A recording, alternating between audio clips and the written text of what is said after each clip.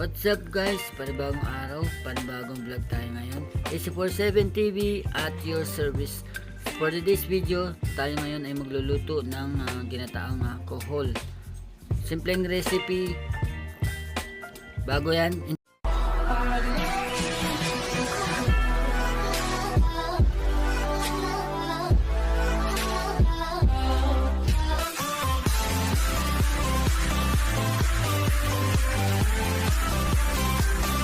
so yan guys, nililinis natin isa-isa para malinis at saka yung sa loob niya binabrush natin at matanggal yung mga nakakabit na shell.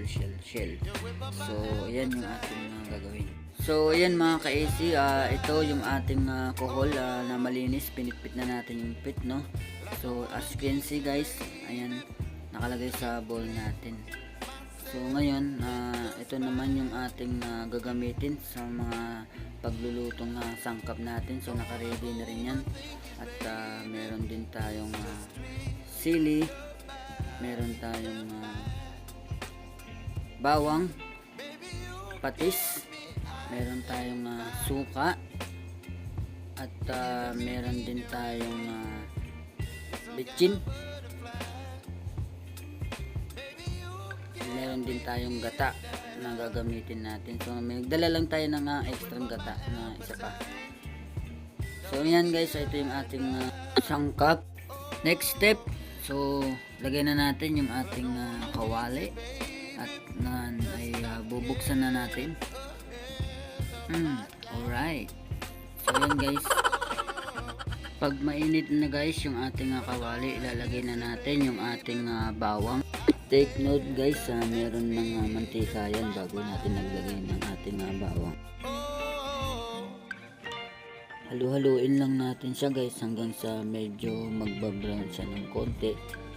Then saka natin isusunod yung ating sibuyas. So yan mga ka-AC, ilalagay na natin yung ating sibuyas. Mix lang ng maayos mga ka-AC.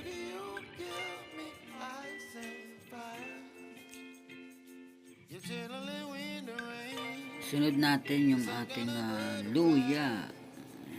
Yan ang luya ay marami ding benefits at pantanggal lansa. So karamihan, the best is luya, kaya medyo marami tayong nilagay. Haluin lang natin siya ng bahagya para swak na swak. So yan mga ka-AC, habang ginigisa natin yan, naamoy natin yung ating luya na talaga namang napakabango. Pagkatapos nyan, ilagay natin yung ating kohol. So ito na yung nilinis natin na kohol. At ito yung pit guys, pinitpit natin. Atin ng igisa. Alright.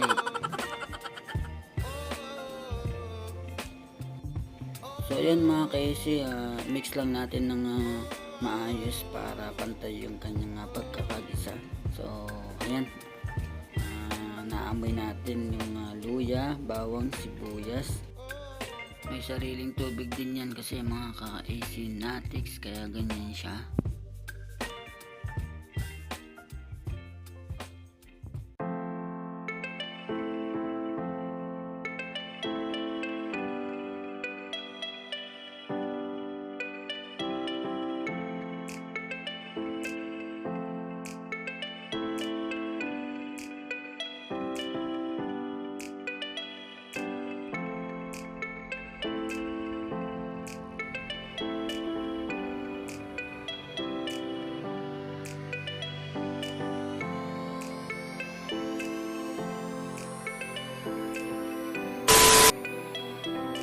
So yan guys, maglalagay na tayo ng ating gata. Mapapansin nyo guys, konti lang yung butas niyan para lahat maikot natin dun sa mga paligid ng ating kawali para mas mabilis siya mamix.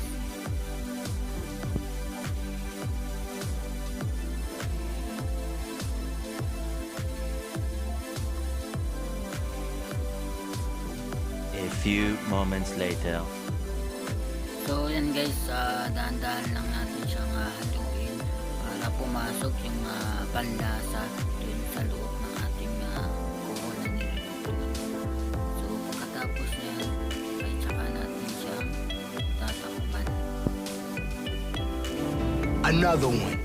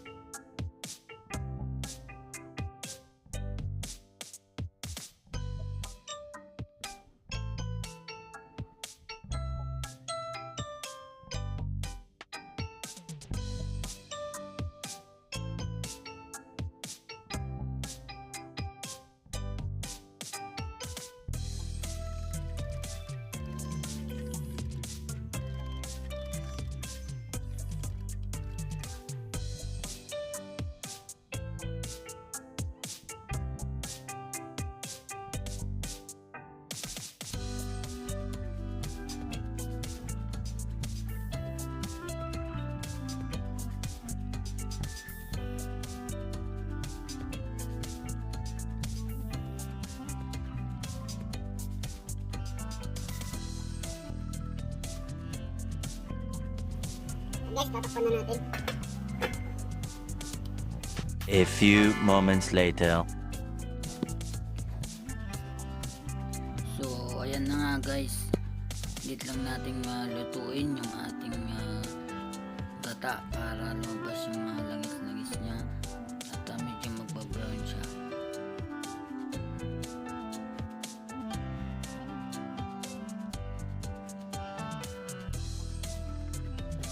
So ayan guys, as you can see, titikman na natin kung tama yung lasa.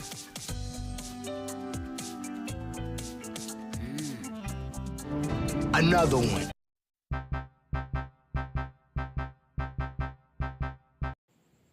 Pak na pak.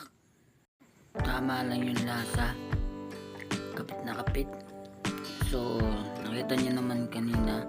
So, bago natin linisin yan, just ibababad muna natin sa ating 30 minutes sa ating lalagyan. Hanggang sa ganun, yung mga shell niya at yung dumi-dumi niya is malinis bago natin siyang ulit hugasan at saka natin siyang pitpitin yung kanyang pitan. So yun na mga ka-easy. So yan guys, lutuin lang natin ng mabuti para lumabas yung langis-langis niya. Yan, amoy na amoy pa lang guys, nakakagutom na. So ganun lang yung pagluluto natin sa ating ginataang kuhol. So in lang natin ng konti, swak na yan.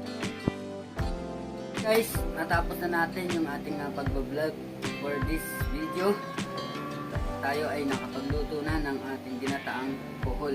So sana guys, may natutunan kayo. At para sa mga hindi pa po nakapag-subscribe sa ating channel, huwag po kalimutan mag-subscribe, like, at share nyo na rin para lagi po kayong updated sa mga bago nating videos. Thank you guys, sa ngalan ng inyong lingkod, EC47 TV.